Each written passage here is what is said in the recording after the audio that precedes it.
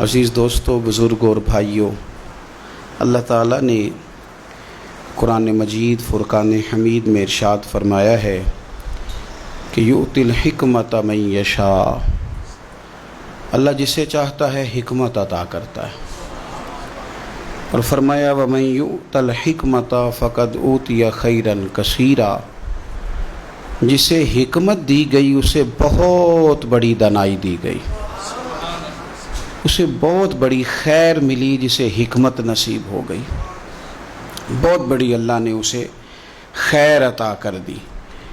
پہلے تو فرمایا کہ حکمت خدا کا فضل ہے، یؤتی الحکمت من یشاء، وہ جسے چاہتا ہے اسے عطا کرتا ہے اس کا فضل۔ لیکن یہ کہ ومن یؤت الحکمت، جسے مل گئی نا یہ حکمت، فقد اوتی خیرا کثیرا، اسے بہت بڑی بھلائی ملی ہے، خیر کثیر اللہ نے اسے عطا کر دی۔ حکمت کے معنی اور مفاہیم کتاب و سنت سے تلاش کریں گے تو حکمت سے مراد قرآن پاک بھی ہے، نبوت بھی ہے، تقوی بھی مراد ہے، فقہ بھی مراد ہے۔ لیکن عرف عام میں، اصطلاح میں حکمت سے مراد دانائی ہوتا ہے، تدبر، معاملہ فہمی، سوچنا، سمجھنا، غور کرنا، فقط جذبات کی رو میں نہ بہہ جانا بلکہ بہت ساری چیزوں کو گہرائی کے ساتھ سمجھنا۔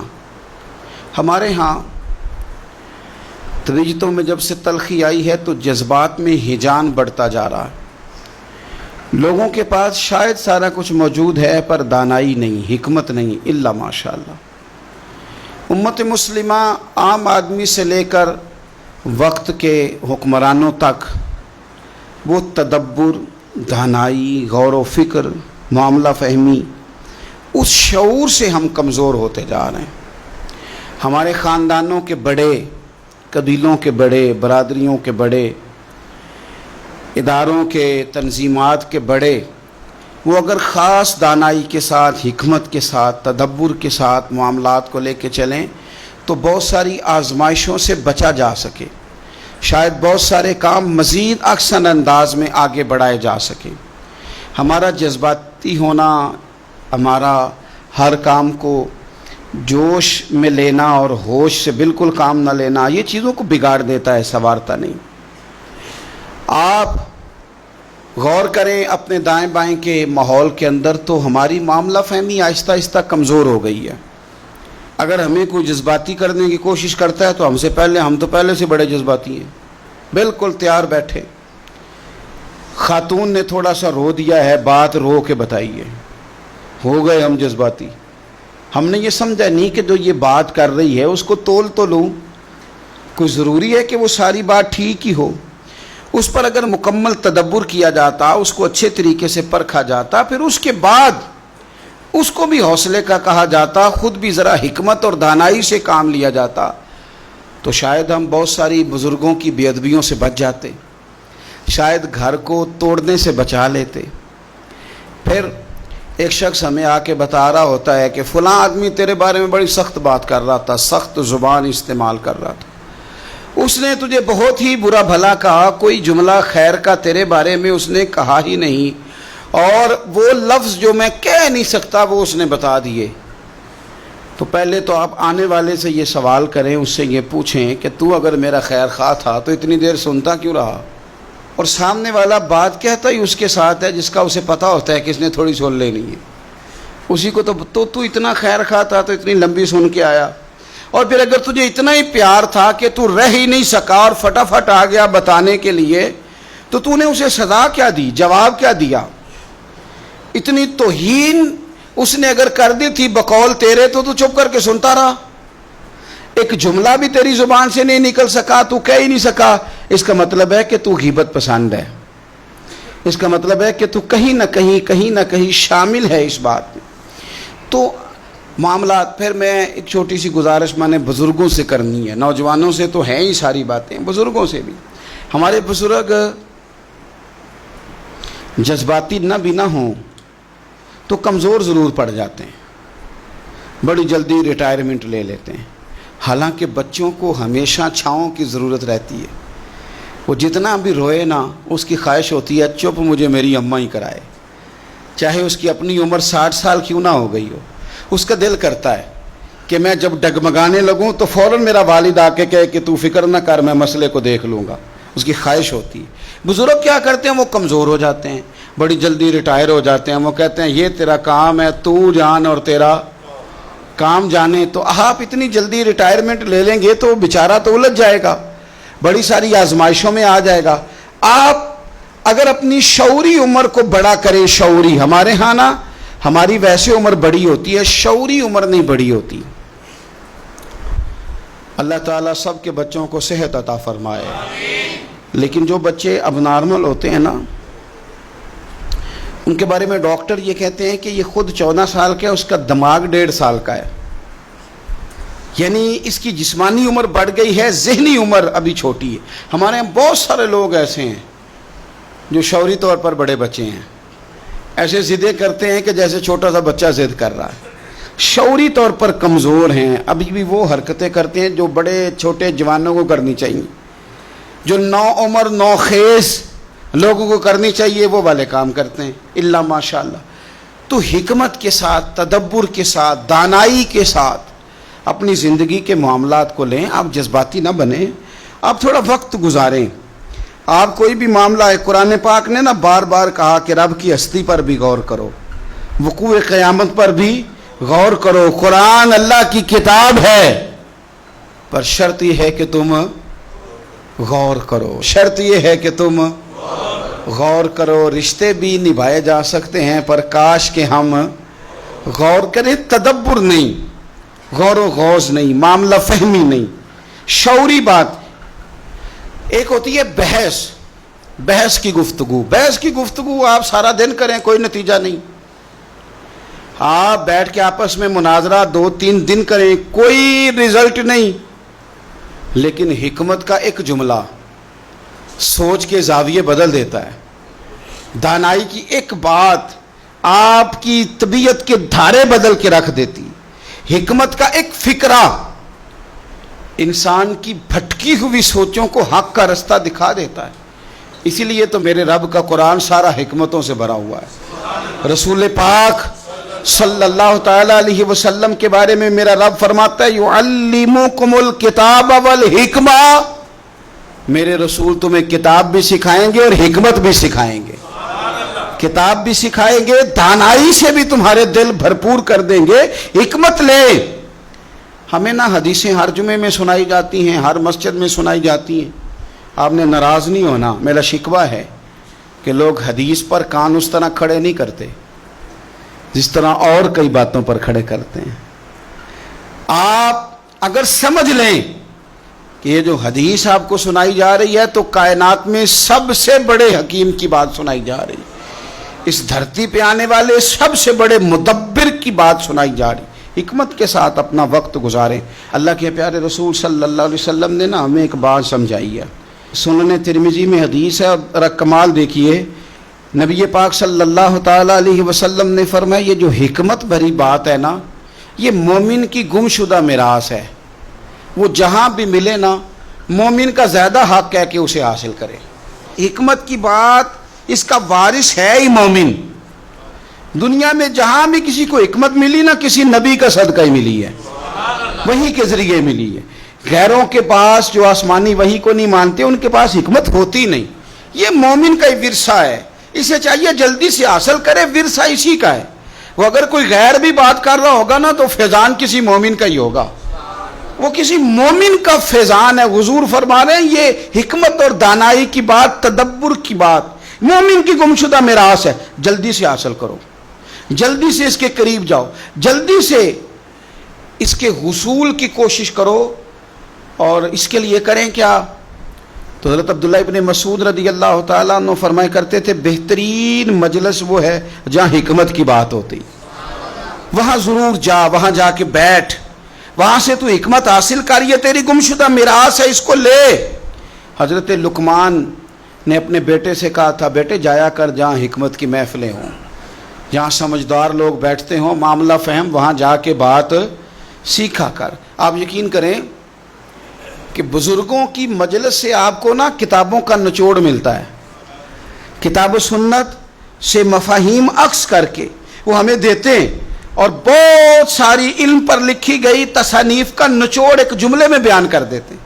تو حکمت سیکھیں، دانائی سیکھیں، تدبر والی زندگی گزاریں، کسی چیز کو بھی لیں تو ذرا غور و غوض کے ساتھ لیں، تھوڑے معاملہ فہم بنے۔ ایک چھوٹی سی بات اور کر لوں، سازشی نہ بنے۔ ہمارے ہاں نا سازش کرنے کے لیے، کہانی بنانے کے لیے لوگوں کو بڑا موقع میسر آتا ہے، لیکن اسی کے مثبت پہلو لینے کے لیے، اسی کا اچھا انداز اختیار کرنے کے لیے اپنے آپ کو آگے بڑھائیں، تدبر کے ساتھ، دانائی کے ساتھ۔ اور حضور نے تو یہاں تک فرمایا تھا کہ جس کے پاس تم حکمت دیکھو نا اس پر ناز کیا کرو، غبطہ کیا کرو کہ یہ بندہ سمجھدار ہے۔ سمجھدار لوگ کسی کو میسر آ جائیں تو بڑی غنیمت ہے، اگر کسی کو سیاںا بندہ زندگی میں مل جائے تو بڑی غنیمت ہے۔ شکر ادا کرو اگر کوئی اچھا مشورہ دینے والا موجود ہے، اللہ کا شکر ادا کرو اگر کسی کے پاس کوئی ایسا شخص موجود ہے جو اسے صحیح راہ دیتا ہے، جو اچھا مشورہ دیتا ہے، جو خیر کی بات بتاتا ہے۔ میرے نبی پاک صلی اللہ علیہ وسلم فرمانے لگے، امام بہقی نے حدیث لکھی ہے، حضور فرمانے لگے کسی مسلمان بھائی کو حکمت کی بات بتا دینا یہ تیری طرف سے اس کے لیے بہترین تحفہ ہے، یہ تو نے اچھا تحفہ دیا ہے۔ اگر تو نے کسی کو دانائی والی بات بتا دی، حکمت والی بات بنا دی، اگر تو نے شعور اس کا صحیح کر دیا، شعور۔ ایک دوست نا مجھے ہالینڈ سے ملنے آئے، تو اسی لب و لہجے میں وہ پلے بڑھے تھے، تو انہوں نے پاکستان پہنچ کے مجھے فون کیا، کہنے لگے میں نا کچھ تھوڑی سی نا موٹیویشن لینا چاہتا ہوں آپ سے، آپ مجھے موٹیویٹ کر دیں گے؟ میں نے کہا بتائیں۔ کہنے لگے آپ کے ساتھ نشست بک کرانے کا کیا طریقہ ہے، کتنے پیسے لگتے ہیں آپ کے ساتھ سیٹ بک کرانے میں؟ میں نے کہا بس ایک ہی کام ہے کہ جہاں جگہ ملی وہاں بیٹھ جانا، کیونکہ حکم ہے کہ جمعے والے دن گردنیں نہیں پلانگنی۔ اور دوسرا یہ کہ اصل مسئلہ یہ ہے کہ اگر اللہ کسی کو عقل دیتا ہے وہ ذاتی سمجھ لیتا ہے، پھر اسے بیچتا ہے، پھر وہ سیٹیں بک کرتا ہے۔ تو میں نے کہا میں آپ سے گزارش کروں گا کہ اگر میں آپ کو کوئی حکمت کی بات بتا سکوں نا تو میرے لیے دعا کرنا۔ سیٹ میں نے کیا بک آپ کے ساتھ کرنی ہے، کیا لینا دینا ہے، میں تو خود فقیر ہوں، کا سلیس ہوں، مدینے والے سے بھیک لیتا ہوں، اور جو قطرے نصیب میں آتے ہیں وہ حضور کے غلاموں کو دینے کی کوشش کرتا ہوں۔ اللہ یہ خدمت قبول کر لے۔ تو باقی آپ کہنے لگے جی نہیں وہ موٹیویشنل جو لوگ ہیں نا وہ سیٹ، میں نے کہا وہ مجھے نہیں پتا وہ کیا کرتے ہیں، اور ویسے بھی جو بکتی بکاتی ہے وہ حکمت تو نہیں نہ ہوتی، حکمت تو انمول ہوتی ہے، جو خریدی جا سکے، جو بیچی جا سکے، وہ حکمت تو نہیں نا میرے بھائی، وہ تو انمول شے ہے، وہ تو کہیں سے ملتی ہے، اور اگر مل جائے تو پھر کیا ہی بات ہے، پھر کیا بات ہے، پھر تو ویسے بھی درویش نے کہا تھا دنیا اتے تھوڑے ہی رہ گئے، قدر شناس سخن دے، چند تو لوگ رہ گئے ہیں جن کی سمجھ میں بات آتی ہے، ورنہ تو یہ کہ کئی سنتے ہیں تو خالی سر ہی دھنتے ہیں۔ اللہ تعالیٰ سمجھ کی توفیق عطا فرمائے۔ تو دانائی، تدبر، آپ دیکھیے میرے رسول پاک صلی اللہ تعالیٰ علیہ وسلم کو اللہ تبارک و تعالیٰ نے حکمت عطا کی، کتنی عطا کی؟ حضور کو شعور، بلندی، پختگی، معاملہ فہمی، تدبر، چیزوں کو پرکھنا کتنی عطا کی۔ شیخ عبدالاقصی محدث دہلوی شیخ محقق رحمۃ اللہ علیہ فرماتے ہیں اللہ نے عقل کے 1000 حصے کیے ہیں اور 999 حصے عقل اللہ نے اپنے رسول کو عطا فرمائی ہے صلی اللہ تعالیٰ علیہ وسلم۔ باقی ایک حصہ ساری دنیا کو ملی ہے جس سے انجینئر بھی بنے، سائنسدان بھی بنے، عالم فاضل شیخ مفتی محدث مفکر بنے، 999 تو اللہ نے رسول پاک کو عطا فرمائے ہیں۔ تو جن کے پاس اتنا شعور ہے وہاں سے شعور لینا چاہیے، کہیں اور جانا چاہیے؟ شعور تو سارا حضور کے دروازے سے ملتا ہے۔ آپ ذرا حضور کی حکمت کو دیکھیے گا۔ حضور صلی اللہ تعالیٰ علیہ وسلم کے نا اعلان نبوت سے پہلے کا واقعہ ہے۔ قریش مکہ نے جب تعمیر کیا نا خانہ کعبہ، تو وہ نا چونکہ بات بات پہ لڑ پڑتے تھے، اور میرا قبیلہ آگے جائے گا، میں آگے بڑھوں گا، یہ بڑا مسئلہ ہے، یہ آج بھی کئی خاندانوں میں ہے۔ ہمیں سب سے پہلے پوچھو، ہمیں آگے لگاؤ، ہماری چودراہٹ کا اعلان کرو، ہمیں بڑا تسلیم کرو۔ وہ چھوٹی چھوٹی باتوں پہ، حتیٰ کہ حوض پر گھوڑے کو پانی پلانا ہے تو پہلے میں نے پلانا، اس پر بھی لڑائی ہو جاتی تھی۔ تو خانہ کعبہ کی تعمیر سارے مل کے کر رہے تھے، اب کئی قبیلے تھے، خانہ کعبہ مکمل ہو گیا تو آپ کو پتہ ہے طواف شروع بھی حجر اسود سے ہوتا ہے، ختم بھی حجر اسود پہ ہوتا ہے۔ یہ جنت کا وہ عظیم پتھر جس سے آغاز و اختتام ہوتا ہے، ہر ایک کی خواہش تھی کہ یہ پتھر ہم نصب کریں گے، اٹھا کے ہم لگائیں گے تاکہ قیامت تک یہ اعزاز ہمارے حصے میں آئے۔ اب انہوں نے اس کے لیے تیاری کر لی۔ قبیلہ عبدالدار کے لوگوں نے تو اس طرح کیا کہ نوجوان بھی جمع کر لیے، تلواریں بھی اکٹھی کر لی کہ جس قیمت پہ بھی ہمیں یہ کام کرنا پڑا، نصب ہم نے کرنا ہے پتھر۔ ایک پیالے میں خون رکھ کے اس پہ ہاتھ ڈال کے انہوں نے قسمیں بھی اٹھا لی کہ ہم یہ کام کریں گے۔ ہر قبیلہ یہی کہہ رہا تھا۔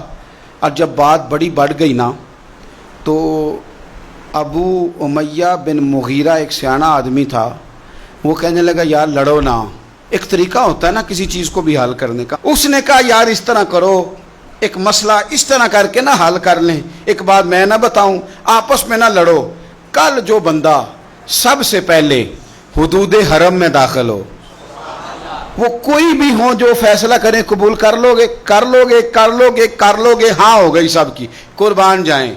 سب سے پہلے حدود حرم میں مدینے والے محبوب تشریف لائے، رسول کائنات صلی اللہ علیہ وسلم۔ اب تو ہر بندہ خوش ہو گیا، کہنے لگے لو بھئی یہ تو صادق اور امین ہے، اسیر دشمن کی چاہ میں بھی، مخالفوں کی نگاہ میں بھی امین ہے، صادق ہے، معتبر ہے، میرا پیغمبر عظیم تر ہے۔ نبی پاک صلی اللہ علیہ وسلم تشریف لائے، انہوں نے کہا جی آپ جو فیصلہ بھی کریں قبول ہے، آپ بتا دیں کون سا قبیلہ حجر اسود اٹھا کے، باقی خانہ کعبہ کی تعمیر مکمل ہو گئی، حجر اسود کون سا قبیلہ لگائے، پہلے طے کر لیا تھا جو حضور فیصلہ کریں گے سب کو قبول ہوگا۔ اب اگر حضور ایک کے حق میں فیصلہ کر دیتے تو تیار تھے نا باقی قبول کرنے کو۔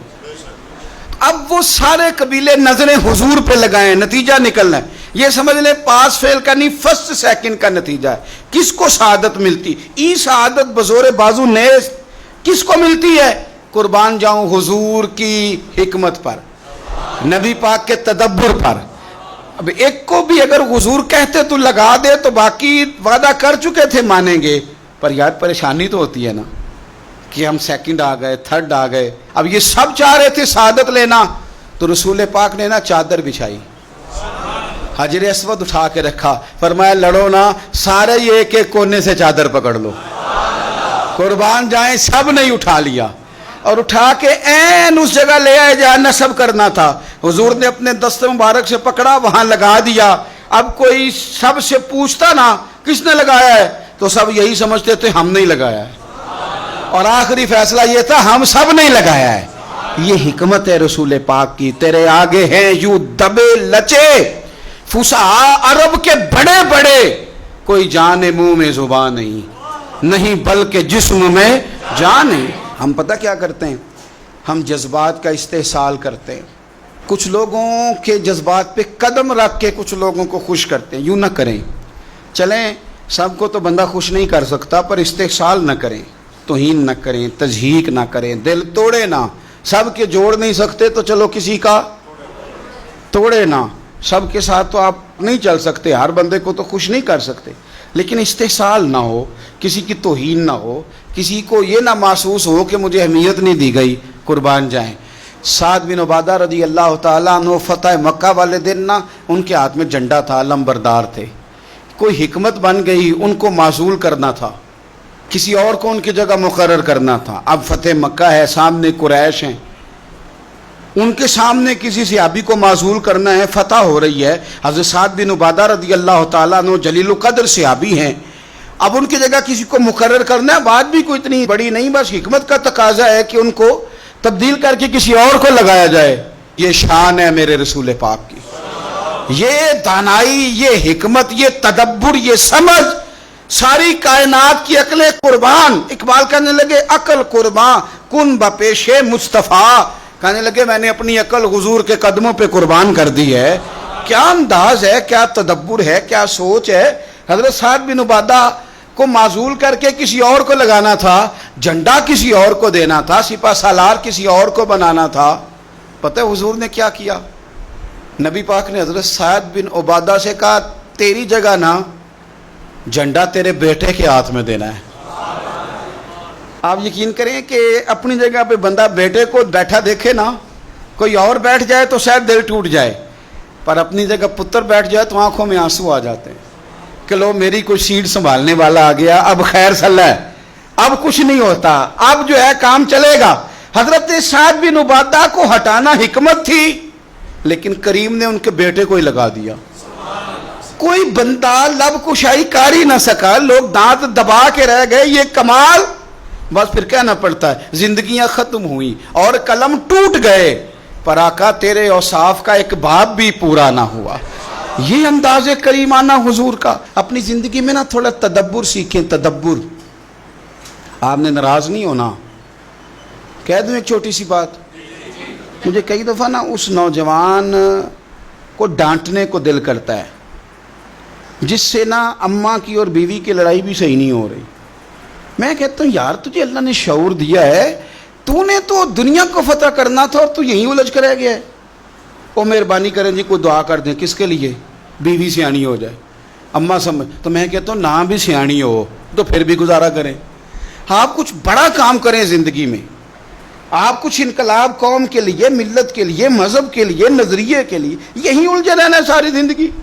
آگے بڑھیں. اتنی بھی شعور ہمارے پاس تدبر کی کمی آ جائے کہ گھر کا نظام بھی ہم سے ٹھیک نہ ہو, یہ ٹینشن لے کے ہم بال سفید کر کے بیٹھ جائیں. تدبر کا معاملہ کریں, حکمت کا معاملہ کریں. بیوی کا اور اماں کا اتنا مقابلہ نہیں ہوتا جتنا سوکنوں کا مقابلہ ہوتا ہے, سوتن کا جتنا مقابلہ ہوتا ہے. تو رسول پاک کی بارگاہ میں تو 11 ازواج مطہرات رہتی تھی, 9 بیک وقت موجود ہوتی تھی. تو تدبر کے ساتھ حضور نے سب کے حقوق ادا کیے, حکمت کے ساتھ سب کے جذبات کا خیال رکھا, ہر ایک کو حضور نے شان دی. تو نے ہر شخص کی قسمت میں یہ عزت لکھی اور آخری خطبے کی صورت میں نصیحت لکھی.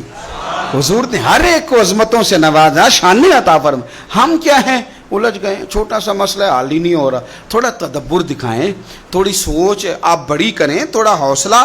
اور اس کے لیے نا سب سے زیادہ سینا اس نے ہے جو سب سے زیادہ سیانا ہے, جو سب سے زیادہ.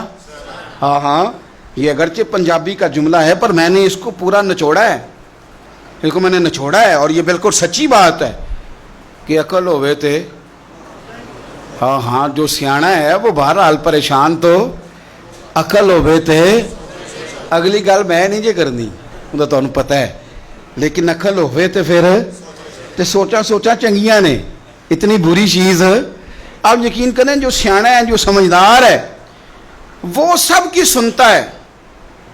کئی دفعہ دل کرتا ہے اپنی بھی کہنے کو, لیکن نہیں کہہ پاتے. کوئی حرج نہیں, جن کی سن رہے ہیں ان کو تو تسلی ہو رہی ہے نا, وہ تو سکون میں ہے کہ نہیں. تو تدبر والی, حکمت والی. دیکھیں حضور کا طریقہ نور دیکھیں ذرا.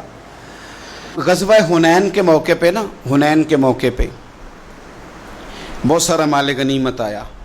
تو اسلام کا حسن یہ ہے کہ جو لوگ نیا کلمہ پڑھتے ہیں نا, ان کی تالیف قلوب کے لیے مؤلفۃ القلوب کو زیادہ دیا جاتا ہے, تاکہ وہ ان کا دل ٹھہرے اسلام پر, ان کی طبیعت جمے. اور کئی دفعہ یوں بھی ہوتا تھا جب کوئی کلمہ پڑھتا تھا تو اس کے رشتہ دار ناطے توڑ دیتے, تعلقات ختم کر دیتے, مال و اسباب ملتا تھا تو اس سے طاقت بھی میسر آتی تھی.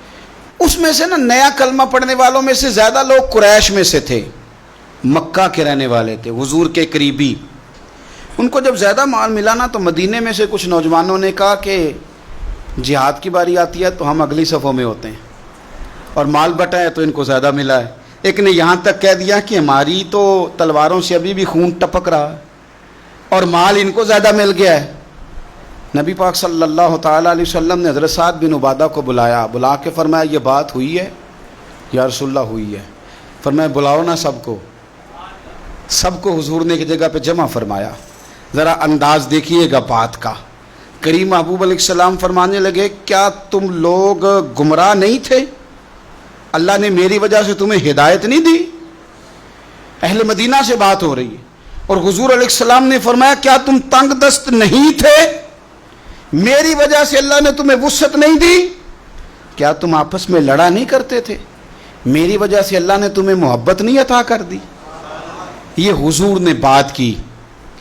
اب ان کی نظریں جھک گئیں. کیا کہتے ہیں؟ کہتے ہیں یا رسول اللہ، اللہ اور اس کا رسول ہی بلندیوں والے ہیں اور اللہ اور اس کے رسول کا یہ احسان ہے سارا ہم پر. اب حضور سامنے والے کے جذبات اور اس کے ان بات، حضور کہہ دیتے، ڈانٹ دیتے، کوئی بات کر دیتے، حضور کرتے تو اس کو بھی قبول کرتے، لیکن حضور نے ڈانٹ کر بات کو کچلا نہیں، بلکہ حکمت کے ساتھ جذبات کو ایک نیا رخ عطا کیا. حضور فرمانے لگے تم میری بات کے جواب میں کہہ سکتے ہو کہ یا رسول اللہ، اہل مکہ نے تو آپ کو تکلیف دی تھی، ہم نے آپ کو یہاں رہنے کو جگہ دی. تم کہہ سکتے ہو کہ یا رسول اللہ صلی اللہ علیہ وسلم یہ تلواریں لے کے آئے تھے، ہم تھے جو دفاع میں آگے بڑھے. تم کہہ سکتے ہو کہ ہم نے مال اسباب آپ کی خدمت میں، تم کہو نہ کہو. وہ رو پڑے، کہ نہیں حضور ہم کون ہوتے ہیں، یہ تو اللہ رسول کا احسان ہے، یہ تو اللہ رسول کی بلندیاں. اب وہ باتیں نہ، پہلے ان کے جذبات اور تھے، اب بات آنسوؤں میں آ گئی، درد میں آ گئی، رو پڑے. عاشق دا کام ہی رونا توڑنا تے بنا رویوں نہیں منظوری. یہ عاشق سدا ہی روندا رہندا ہے، پاویں وصل ہوئے پاویں دوری. وہ رو پڑے نا تو اب حضور نے ایک جملہ کہا جو ساری صورتحال ہی بدل گیا.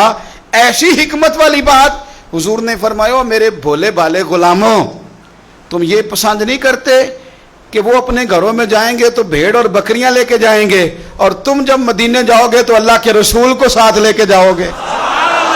تم یہ پسند نہیں کرتے کہ میں تمہارے بس پھر تو نا جذبات تھے کہ وہ آنسوؤں کے رستے بہہ گئے اور ان کی خوشی کا کوئی ٹھکانہ ہی نہیں. یہ تدبر ہے، یہ حکمت ہے. حضور جذبات کو صحیح رستہ. نبی پاک صلی اللہ علیہ وسلم مکہ شریف سے مدینہ آئے، کچھ دن حضور نے مسجد قباء کے پاس قیام کیا، پھر حضور آگے بڑھے مدینہ شریف کی جانب. ہر ایک کی خواہش ہے حضور میرے گھر میں رہیں، ہر ایک کی خواہش ہے حضور میرے گھر میں رہیں. توجہ ہے میری بات پر؟ بندے کو کچھ لوگوں سے پیار زیادہ ہوتا ہے، وہ اس لیے کہ کچھ لوگ نوکری زیادہ کرتے ہیں، ڈیوٹی زیادہ کرتے ہیں، غلامی زیادہ کرتے ہیں، محبت زیادہ کرتے ہیں، کچھ لوگوں سے پیار زیادہ ہو جاتا ہے. لیکن نفرت تو کسی سے بھی نہیں نا، دل میں بیزاری تو کسی سے بھی نہیں نا. یہ تو نہیں نا کہ فلانا بالکل فارغ ہے، یہ تو نہیں ہو سکتا. چلے محبت زیادہ ہو سکتی ہے لیکن کوئی بالکل فارغ تو نہیں نہ ہو سکتا. قربان جائیں، ہر ایک کہہ رہا ہے میرے گھر آئے، میرے گھر آئے، میرے گھر آئے. اب اگر حضور خود فرما دیتے نا کہ فلاں کے گھر جاؤں گا تو شاید کچھ دلوں میں بات آتی، پر میرے رسول پاک کی حکمت، نبی پاک کا تدبر، حضور کا کمال.